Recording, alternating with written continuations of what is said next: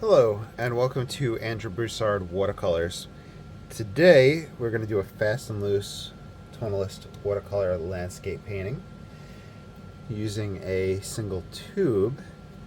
And this is Italian Deep Ochre from Daniel Smith, which pigment information is, let's see, PY43. All right. So, I pre-wet my paper, have my brush hair and hair from Hammy in it already. It's, I don't know if I mentioned it, I'm sorry, the 90-pound Stonehenge Legend paper. Some variation of white. And I do find that some of these will have a little bit of difficulty flattening out and stretching out, and I know that I struggled last time using this paper, but let's just go for it. So I'm going to paint wet and wet. I'm going to create the scene as I go, but I'm looking to try to develop a different composition. So I find that with these fast and loose and kind of going with the flow, I start to create very similar compositions over and over. So I'm going to try to break this up a little bit.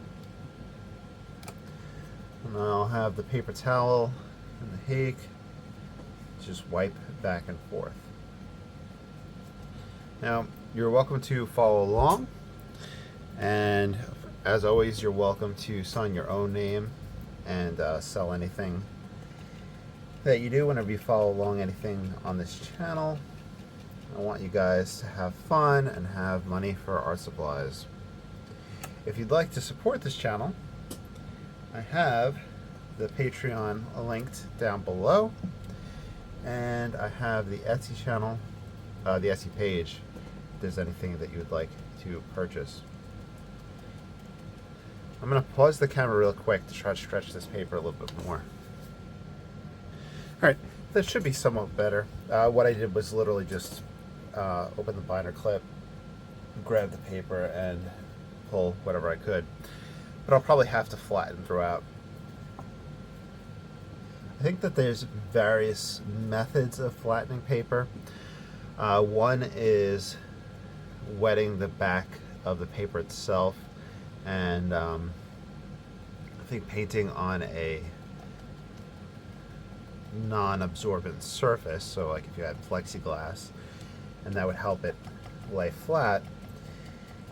However, I do have a lot of cables around for charging things and for the lights, so it's not really something that I'm looking to do. Some people will use, I think, the frog tape or other types of tape and tape it down to a board and wet it and let it dry, and in that process it stretches as well. I think they cut it out from underneath the tape. I'm not quite sure, but that just seems a little tedious for what I do, because something like this is going to take us between 20 to 40 minutes, and I don't know if we really need to do all that prep. So anyway, with this back and forth of adding pigment and subtracting pigment and painting wet and wet, you do go through a decent amount of paint, and it is really fun. I really suggest trying it. But grab a Da Vinci brand, a Van Gogh brand, a Cotman tube. It with the cheaper paints, there's less worry about using up your whole tube. I do this with the Daniel Smith because I kind of really just like exploring some of these unique tubes that aren't out there from other companies. and I like some of the granulation that I've been starting to see, and it's fun. I like exploring different art supplies, and that's kind of a little bit of this purpose of this channel, is to do these explorations.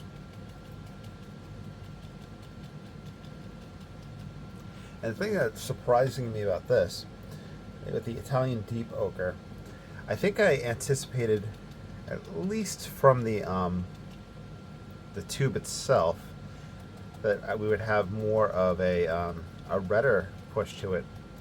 But this is very, very golden, and I am really enjoying that.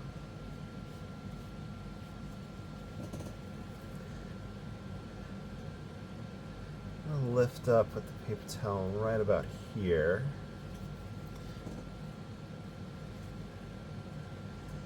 And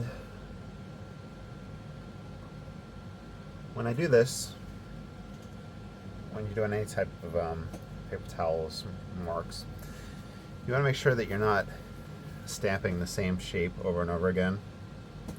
So just kind of roll it in your hand or crumple it as you go around. Let's see.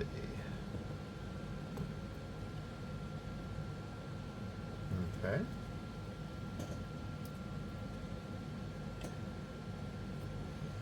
I think that this tube is probably on the cheaper side of the Daniel Smith tubes. It's probably the $10–11 range off of Blick. I'm not sure if the prices are the same on Jerry's. And I was in Hobby Lobby the other day. They had a 50% off coupon. I'm kind of regretting not picking up one of the basic tubes, but just in store, the Michaels are just overpriced. But with a half off, it would have been good.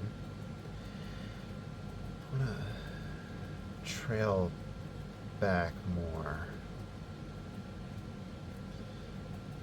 Open up a little bit of opening here. Let's see.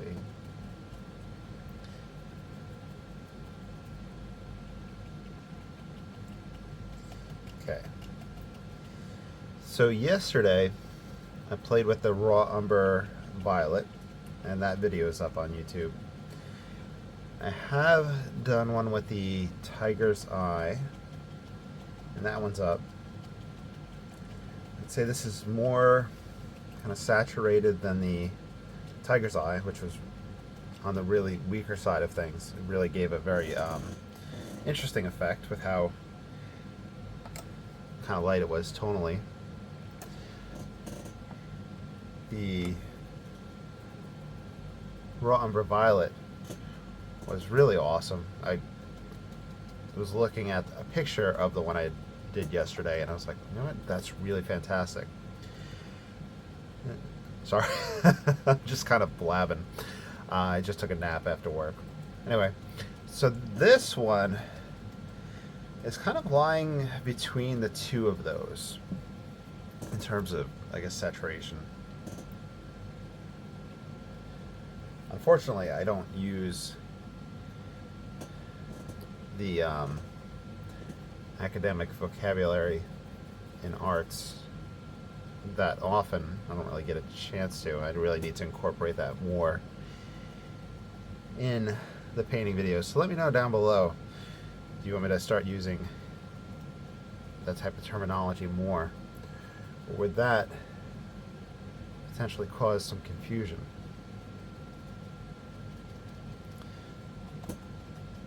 Alright, so my composition here is I have this mass of trees. This is what I'm envisioning. And we have the waterway in here, and it's going to be ducking behind this outcrop. I can bring this up. I want to steal a quote from Stuart Davies, a modern tonalist master. An illusion of detail back in here. I find that after the dry off stage, if I was to go back into a distant area, I start to struggle. I don't really feel like the application goes together and works well. I'm going to push some pigment around, get some other textures. So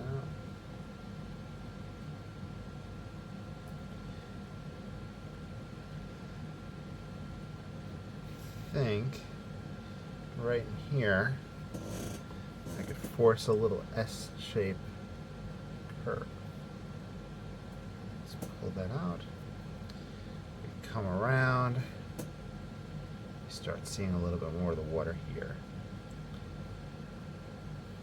We'll have, ooh, we can really get maybe a little waterfall right in here.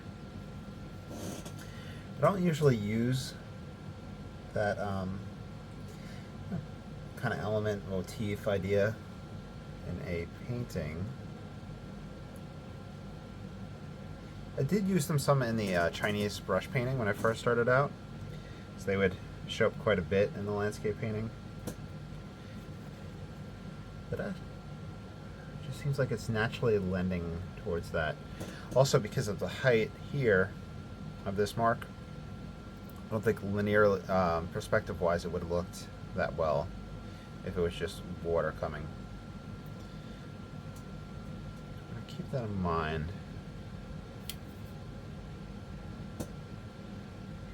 This has been a closer grouping of trees. Then we're going to have our far back group of trees back in here on the other side of this little pool of water.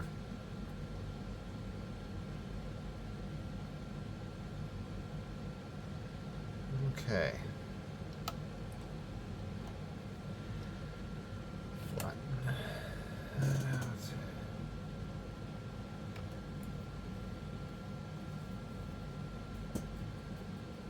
Alright, I think this will be an interesting one.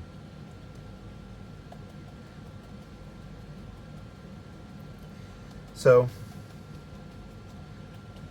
it's really as much back and forth as you want to do. One thing that it really does help with is if you're looking for just learning about the moisture levels of the paper, figuring out what textures you can create at different points, what type of scraping, what type of wiping, how you can add water back into spots, how you can just gives a lot of manipulation practice. So I really just highly recommend it just for having fun. There's plenty of variations on the theme. If you're familiar with Mind of Watercolor, way bigger channel on YouTube. That gentleman has a spontaneous watercolor technique where he'll super saturate and he'll feed paints in and kind of just go back and forth, then do a dry off and create a landscape or an image from that. And it's really inspiring.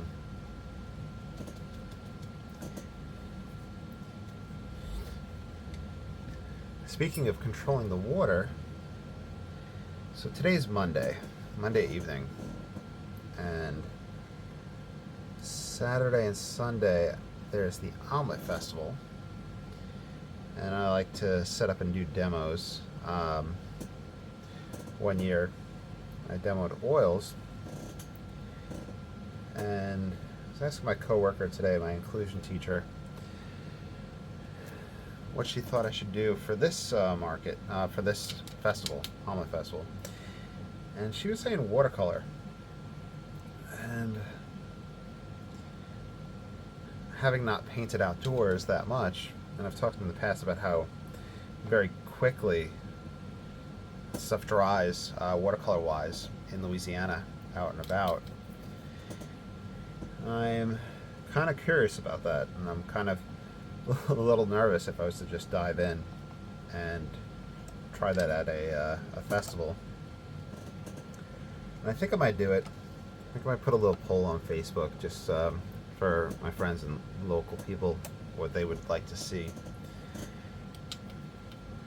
So, I have a similar concern with acrylic, but I have more of a concern with just the acrylic drying on my brushes. So with watercolor, you can definitely get a lot more control.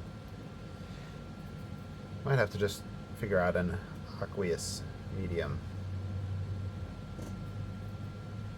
I was watching videos by Mark K on YouTube, an art professor, and he was using that term. Did he use it? I think he used it in regards to, I think, wetting some red chalk. He has some beautiful videos on that, and I think he has the most informative videos about Trois crayon out there.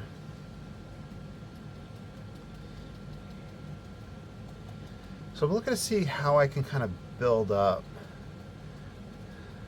the saturation, just the tonal values, and I feel like sometimes we kind of meet a breaking point where it won't really want to get darker until we do a dry off.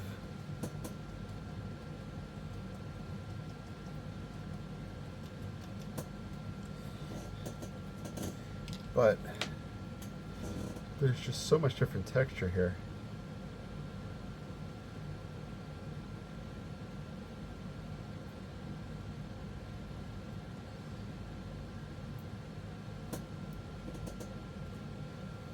Let's see.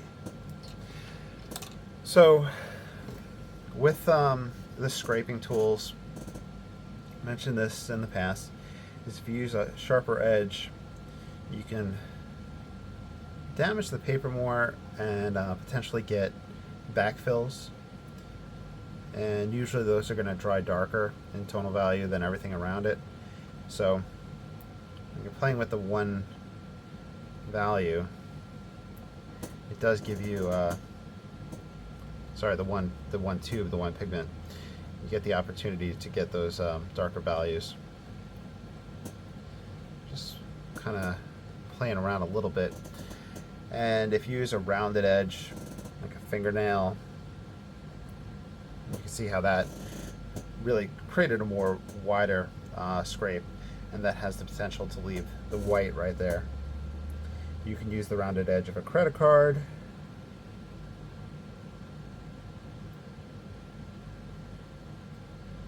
or a hotel room card.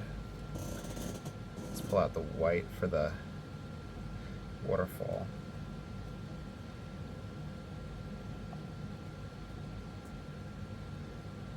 That more white up here.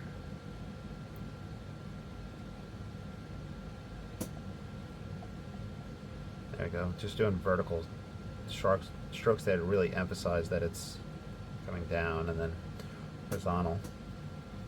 Or you could have a handmade tool made by a different Mr. Mark. You can see how we thinned out here. Those are going to create some darker lines.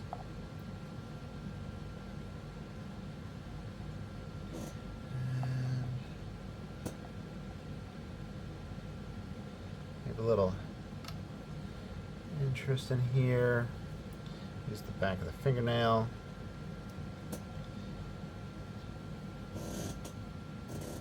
Let's see.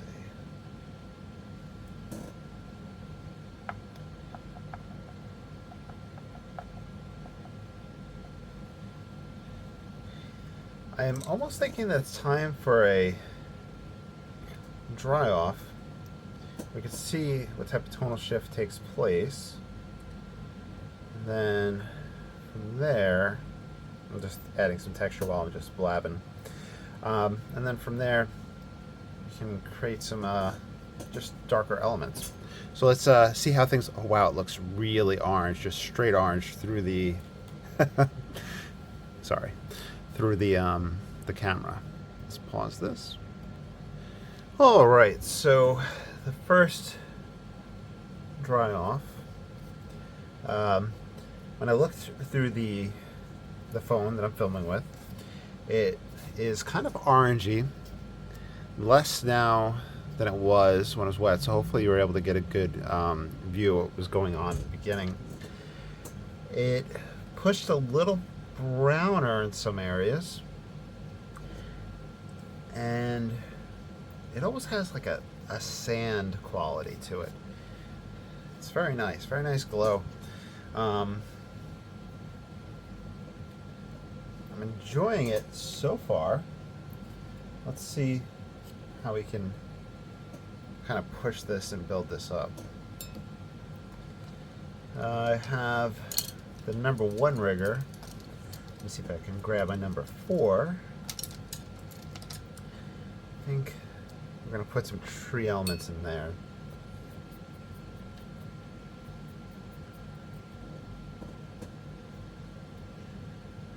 I'm going to weave this guy in and out.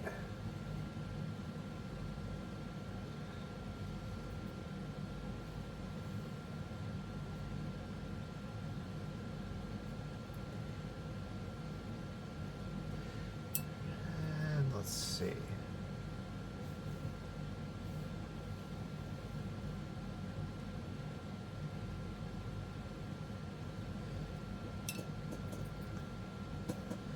I'm going to put maybe 2 or 3 of these stronger trees here. And I can give them little cypress type effects. Down in Louisiana we have a lot of cypress trees. In fact, I went to the zoo on Saturday in New Orleans, and they had some lakes there, and you know how you have the different plaques at the different areas, and they had plaques for the different types of the cypress trees in Louisiana, which was very cool that they had that.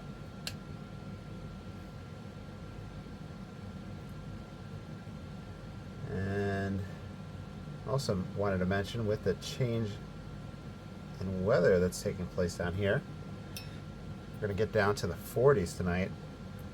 And right before I stopped to do a dry off, you saw part of my kind of house coat bathrobe. This year I even on kind of the Amazon Prime Day that they had, I ordered some comfy warm socks. Since the house that I rent is so old and the houses down here are lifted off the ground, the airflow underneath the floor can get very cold. But I think it's important that the houses down here do that. My neighbors next door who bought their house, it was all, they had bought it after somebody had bought it and redid stuff, and less than a year into them living there, the floor of their house just started lifting up. Everything started buckling. What had happened was that the previous owner had put kind of metal around the edges of this low house and actually kind of filled up areas underneath, and that prevented airflow, and moisture got underneath the house and caused that buckling.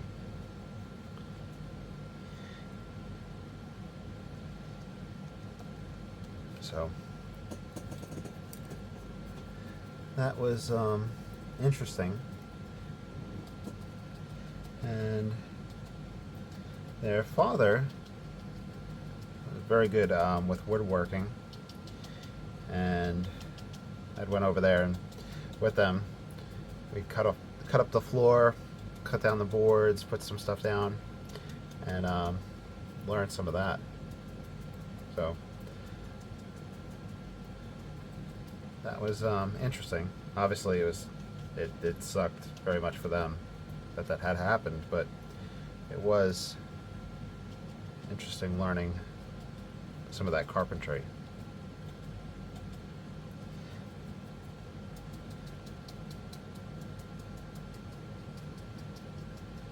Okay, so now that I'm done telling some side stories, well, put in this second layer. I really like this one. I wonder how Italian deep ochre, how it just compares to just maybe their yellow ochres. I wonder if this is sourced from an Italian region. They might say that on their page, but I'm not sure. Williamsburg oil paints are very good about where their pigments come from. So we'll have to see. Because Daniel Smith did specify where the mummy bauxite came from. They did have a specific location mentioned for that. So I'm going to have to look this one up.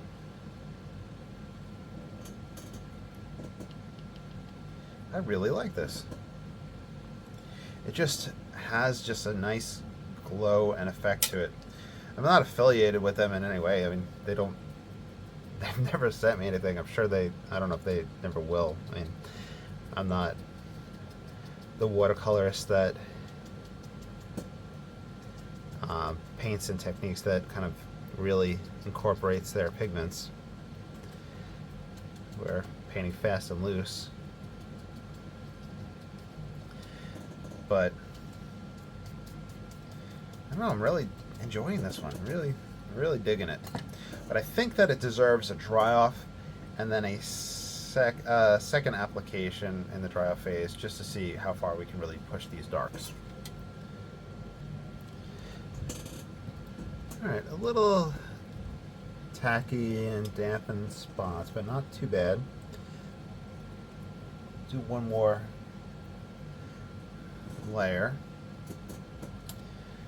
And let's see. Hey, Hammy. Hammy's just walking in now. Yeah, bud. We were taking a good nap earlier, weren't we? Hammy's a good boy.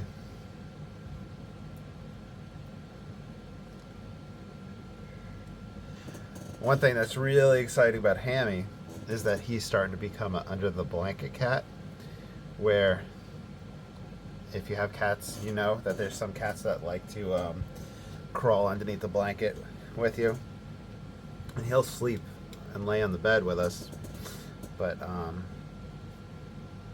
he started doing under the blanket, and that's like the best thing. Now if I could just get Hammy to go right to my feet. This be kind of a little heater. That'd be great. Right, Hammy? So I'm painting right now with him on my lap, so you have to bear with me. I'm not going to change brushes. Build up this spot right here, and then right behind it we have the waterfall.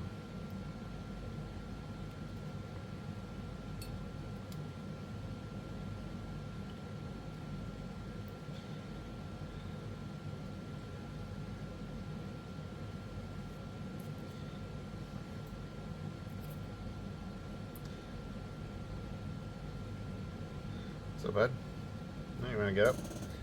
There you go. All right. I'm not particularly enjoying how thick some of those lines went down.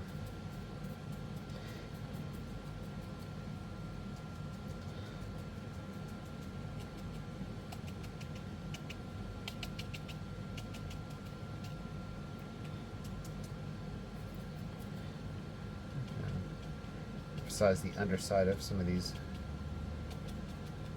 masses. I'm starting to stamp a repeated shape, so a little careful there.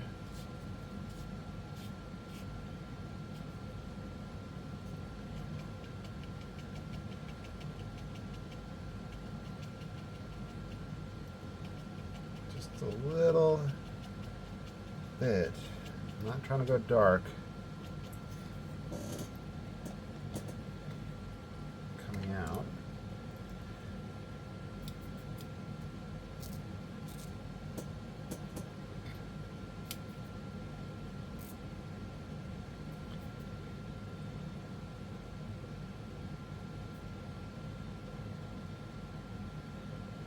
And now I'm just going to create some overgrowth. I'm going to start wrapping this video up. So I think that this one is a definite. I really am enjoying this one. Like I said, it's kind of like the Tiger's Eye Genuine, but has more saturation to it, so we're going to have more of a range. And I think beyond that, hopefully it just shows up okay in like video, because it's coming across very orangey on my screen, but very golden, kind of sandy.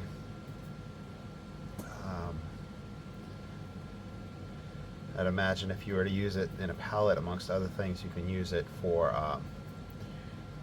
just a glow from the sun, or autumn leaves,